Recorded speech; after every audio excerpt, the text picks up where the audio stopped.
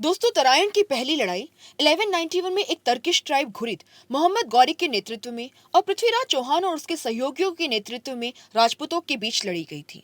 इस लड़ाई का अंत राजपूत सेनाओं की जीत के साथ समाप्त हुआ। लेकिन ये जंग आखिर क्यों और कैसे लड़ी गई? चलिए इस किस्से के पीछे चलकर इस कहानी को समझते हैं। Most welcome to super coaching IAS by text book. I am Sonpriya. दोस्तों, 12th सेंचुरी में गजनाविद एम्पायर के डिक्लाइन के बाद एक पावर वैक्यूम देखा गया, जिसमें विभिन्न जनजातियों यानी ट्राइब्स ने एम्पायर के कंट्रोल के लिए लड़ाई लड़ी। इनमें से घुरिद विजयी होकर उभरे और 1149 तक तत्कालीन शहर गजनी के रूलर्स को बर्खास्त करने में सफल रहे। अब इस घुरिद साम्राज्य का नेतृत्व दो भाइयों मोहम्मद गौरी एंड घियासुद्दीन द्वारा किया जाने वाला था, जिन्होंने एक एक्सपेंशनिस्ट पॉलिसी शुरू की, जिसमें अधिकांश आधुनिक मॉडर्न डे ईरान, अफगानिस्तान और पाकिस्तान शामिल थे। अब इन्हें जल्द इस बात की थी कि अपने साम्राज्य को पूर्व यानी कि भारत की तरफ एक्सपेंड किया जाए। उस समय नॉर्दर्न इंडिया लूज स्टेट का एक समूह बना हुआ था, जिनमें सबसे शक्तिशाली लोगों में गुजरात की चालुक्यन डायनेस्टी, कन्नौज में जयचंद्र की गढ़वाल डायनेस्टी, अजमेर और दिल्ली में स्थित पृथ्वीराज चौहान के राजपूत चौहान थे। मोहम्मद गौरी ने पहले एक समझौता करने के लिए पृथ्वीराज चौहान के दरबार में एक दूत को भेजा। शर्तों में इस्लाम में कन्वर्जन और घुरिद की सुप्रीमेसी को स्वीकार करना शामिल था। पृथ्वीराज चौहान ने समझौते को स्वीकार करने से मना कर दिया। मोहम्मद गौरी ने फिर भी गिव अप नहीं किया। उसने 1178 में अपनी सेना को बोलन पास के थ्रू भारत में एंट्री करवानी चाहिए, ताकि वो राजपूत को उनकी ही जमीन पर हरा सके। ये भी गौर करने वाली बात है कि ऐसा उसने इसलिए भी किया क्योंकि और लाहौर और मुल्तान में स्थित गजनावी के डिसेंडेंट्स के द्वारा दिल्ली का जो सीधा मार्ग है वो ब्लॉक कर दिया गया था। बट हुआ कुछ ऐसा कि घुरिद सेना चालुक्यन सेना के हाथों हार गई और भारी हताहत होने के बाद पीछे हटने को मजबूर हो गई। फिर भी असफलताओं से निराश होने की बजाय मोहम्मद गौरी ने अपनी सेना का निर्माण करते हुए गजनाविस के लास्ट रिमेनिंग डिसेंडेंट्स को हराकर आखिरकार 1186 में लाहौर पे कब्जा कर ही लिया। अब मोहम्मद गौरी के लिए पृथ्वीराज चौहान के राज्य पर आक्रमण करने का मार्ग खुल चुका था। भारत में अपनी सेना को मार्च कराते हुए मोहम्मद गौरी भटिंडा के महत्वपूर्ण किले पर कब्जा करने के लिए आगे बढ़ता है। गौरी के कब्जे में भटिंडा के आते ही दिल्ली की सेना हरकत में आ गई। पृथ्वीराज ने अपने सहयोगियों को इकट्ठा किया और युद्ध में मोहम्मद गौरी का सामना करने के लिए अपनी सेना का नेतृत्व किया। 1191 में दिल्ली से कुछ 150 किलोमीटर उत्तर में तराइन के मैदान में दोनों सेनाएं आमने सामने थीं। हालांकि कंटेम्प्रेरी सोर्सेस ने पृथ्वीराज चौहान की सेना की संख्या कुछ 2 लाख में रखी है। मॉडर्न हिस्टोरियंस का मानना है कि इसकी संख्या 50,000 तक थी। इसी तरह घुरिद आर्मी का आकार 1 लाख माना जाता है, लेकिन हिस्टोरियंस का मानना है कि पृथ्वीराज चौहान की सेना से थोड़ा छोटा था। कैवेलरी आर्चर्स में घुरिद सेना का एक फायदा था, जिनकी फेम्ड मोबिलिटी ने इन्फेंट्री राजपूत फोर्सेस को भारी नुकसान पहुंचाया। लड़ाई की शुरुआत में घुरिद आर्चर्स ने ऐसा हमला किया जिसमें उन्होंने राजपूत फॉर्मेशन को तीरों से भर दिया, लेकिन राजपूतों की संख्या और हाथियों में भी ताकत कम नहीं थी।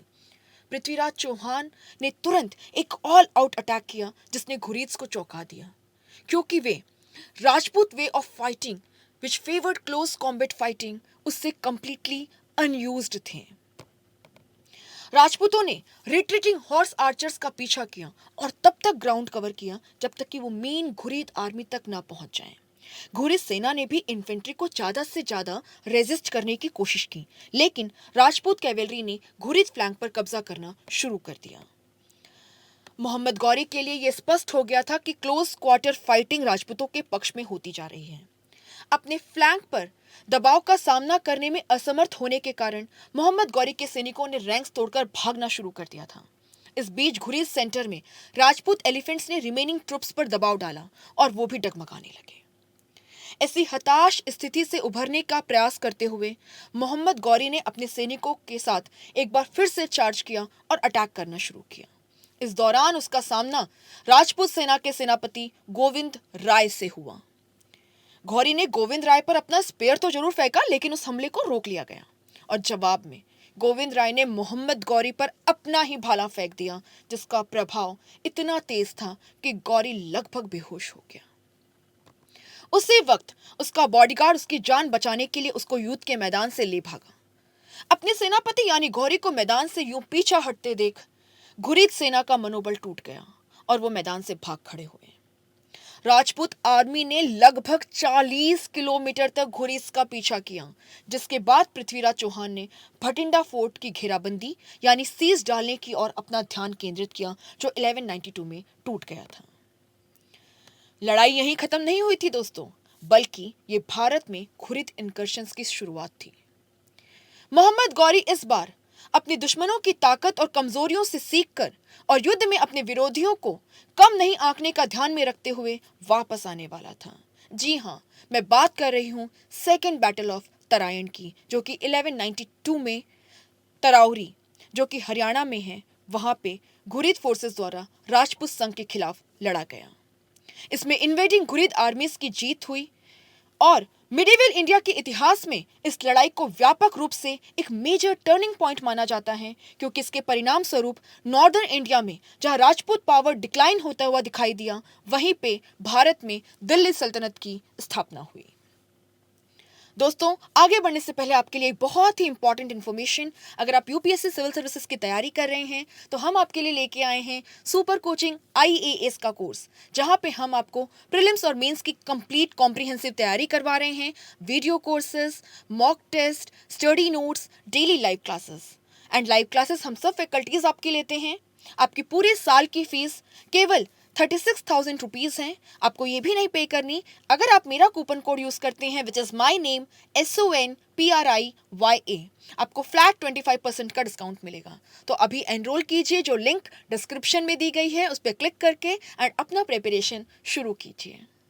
दोस्तों, 1191 में तरायन के वर्स्ट बैटल में पृथ्वीराज चौहान से पराजित होकर मोहम्मद गौरी गजनी लौट आया। उसने तरायन में अपनी सेना के कैप्टन्स और कमांडर्स को उनकी कायरता के लिए पब्लिकली ह्यूमिलेट किया और बर्खास्त कर दिया। इतना ही नहीं, अपनी हार का बदला न ले लेने तक उसने हर प्रकार की लग्जरी से दूर रहने की कसम खाई। और इसी बात को ध्यान में रखते हुए उसने फायर पावर, मोबिलिटी और डिसिप्लिन पर जोर देना शुरू किया और अपनी आर्मी को रीबिल्ड करना शुरू किया। दूसरी ओर पृथ्वीराज चौहान अपनी जीत से बहुत खुश थे।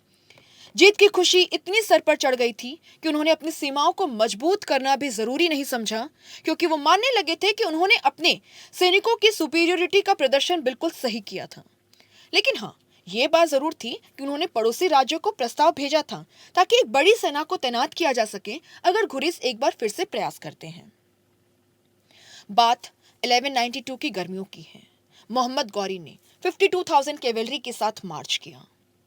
जब वो पेशावर पहुंचे तो उसने महसूस किया कि उसके द्वारा बर्खास्त कमांडर्स को माफ कर देना रीजनेबल होगा। उनसे अपनी सेना में फिर से शामिल होने का आग्रह किया, जिसके लिए वो राजी हो गए। केवल 1 महीने के बाद ही मोहम्मद गौरी ने भटिंडा के किले पर कब्जा कर लिया। मोहम्मद गौरी ने मांग की कि पृथ्वीराज चौहान उसे एक बार फिर से अपने अधिपति के रूप में स्वीकार कर लें, बट जैसा कि बट ऑब्वियस है, पृथ्वीराज चौहान ने इसे ठुकरा दिया। पृथ्वीराज चौहान एक बार फिर मोहम्मद गौरी से मिलने के लिए निकला, लेकिन उसने अपनी सेना के लिए जितने सैनिकों को खड़ा किया था वो उसकी उम्मीदों से काफी कम थे, क्योंकि उसने पिछले महीनों में अपने कमांडर्स को अन्य लड़ाइयों पर भेजा हुआ था। हालांकि एंशिएंट अकाउंट्स का दावा है कि पृथ्वीराज चौहान की सेना में कुल 5 लाख आदमी और 3,000 हाथी थे। मॉडर्न हिस्टोरियंस इस बात पे अग्री करते हैं कि 1 लाख के करीब आदमी रहे होंगे और कुछ 300 हाथी। तरायन की फील्ड्स में पृथ्वीराज चौहान ने मोहम्मद गौरी को एक संदेश भेजा कि वो घुरिद किंग को बिना किसी लड़ाई के अपने वतन लौटाने के लिए तैयार है, लेकिन अगर वो ऐसा नहीं करता तो वो उसे नष्ट कर देगा। युद्ध के डिसेप्शन को धोखे के रूप में इस्तेमाल करते हुए गौरी ने उसकी शर्तों को मानने का नाटक किया और साथ ही ये मांग की कि वो भटिंडा और मुल्तान को रिटेन करेगा। इन सब के बीच गौरी को अपने भाई, जो कि को रूलर भी था, उससे मशावरा करने का भी टाइम मिल गया। और तो और घुरिद सोल्जर्स भी युद्ध की तैयारी में जुटे थे और राजपूत फोर्सेस को क्लोजली इंस्पेक्ट कर रहे थे। वहीं दूसरी ओर इस चालबाजी से बेपरे पृथ्वीराज को फॉल्स सेंस ऑफ सिक्योरिटी में फंसा दिया गया, जिससे उसने अपने स्काउटिंग मिशन को भी फोरगो कर दिया। घुरिद आर्मी सुबह होने से पहले राजपूत कैंप पर एक सरप्राइज रेड करती है, जहां की वो डेरा डाले हुए थे। अटैक इतना सरप्राइजिंग था कि राजपूत को इस फर्स्ट सरप्राइज से उभरने में कुछ समय लग गया, क्योंकि उनकी मिलिट्री फिलॉसफी नाइट फाइट्स को प्रोहिबिट करती थी। खैर, उन्होंने इवेंचुअली घुरिद कैवेलरी को हरा दिया जो उनके पास आ रही थी, लेकिन रेडिंग आर्मी का पीछा करते हुए राजपूत को ये पता चला कि घुरिद ने पहले ही एक बैटल फॉर्मेशन कर लिया है। अब तराइन का दूसरा युद्ध होने वाला था। जैसा कि नाम से ही पता चलता है, ये लड़ाई उसी क्षेत्र में लड़ी गई जैसे जहां पहला युद्ध हुआ था। ये जानते हुए कि चौहान फोर्सेस वेल डिसिप्लिन थी, घुरिद उनके साथ हैंड टू हेड कॉम्बैट नहीं करना चाहते थे। इसके बजाय घुरिद आर्मी को 5 यूनिट्स में फॉर्म किया गया था और 4 यूनिट्स को दुश्मन के साइड एंड रेयर पर हमला करने के लिए भेजा गया था। गोरी ने 4 डिविजन्स में डिवाइडेड 10,000 माउंटेड आर्चर्स की एक लाइट कैवलरी फोर्स को 4 साइड से चौहान फोर्सेस को घेरने का निर्देश दिया। उसने इन सैनिकों को निर्देश दिया कि जब दुश्मन हमला करने के लिए आगे बढ़े तो युद्ध में शामिल न हो और इसके बजाय चौहान एलिफेंट्स, हॉर्सेस और इन्फेंट्री को एग्जॉस्ट करने के लिए डर से पीछे हटने का नाटक करें। दुश्मन की रेखाओं में दरार पैदा करने की उम्मीद में गौरी ने अपनी 5th यूनिट को पीछे हटने का आदेश दिया। चौहान फोर्सेस ने भागती हुई घुरिद यूनिट्स पर चार्ज किया, जैसा कि घुरिद को उम्मीद थी। फिर घुरिद ने 12,000 की एक नई कैवेलरी यूनिट भेजी और वो दुश्मन को आगे बढ़ने से रोकने में कामयाब रही। रिमेनिंग घुरिद फोर्सेस ने फिर हमला किया और चौहान ट्रूप्स डर कर भाग गए। स्टूडेंट्स, हम देख सकते हैं कि सेकेंड बैटल ऑफ तराइन एक डिसाइसिव बैटल था। ये राजपूत के लिए एक मेजर डिजास्टर साबित हुआ और उनकी राजनीतिक प्रतिष्ठा जो है उसको काफी हानि पहुंची।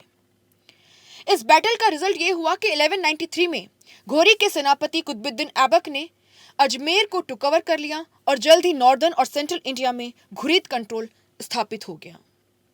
कुछ हिस्टोरिकल सोर्सेस के अनुसार लड़ाई के बाद पृथ्वीराज चौहान को पकड़ लिया गया और तुरंत मार दिया गया, जबकि कुछ अन्य मिडीवियल रिकॉर्ड्स ये दावा करते हैं कि पृथ्वीराज चौहान को अजमेर ले जाया गया, जहां घोरी ने उसे घुरिद वासिल यानी कि जागीरदार के रूप में फिर से बहाल करने की योजना बनाई।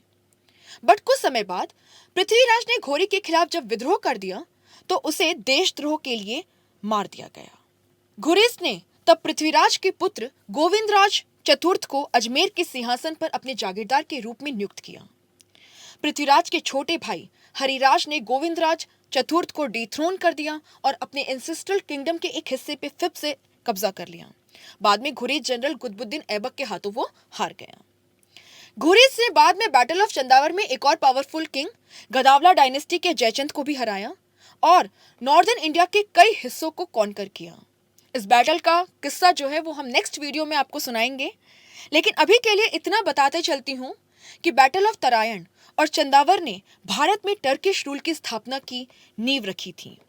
Second battle of Tarain Bharat की टर्किश और अरब इन्वेजन्स के पॉइंट ऑफ व्यू से काफी सिग्निफिकेंट है, जबकि आगे चलकर घुरिद किंगडम सर्वाइव नहीं कर पाया, लेकिन इसके द्वारा छोड़ी गई इस्लामिक प्रेजेंस ने यह सुनिश्चित किया कि इंडियन सबकॉन्टिनेंट में इसका एक परमानेंट बेस रहे, जो इस रीजन की कल्चरल डायनेमिक्स और इसकी हिस्ट्री को प्रभावित करेगा।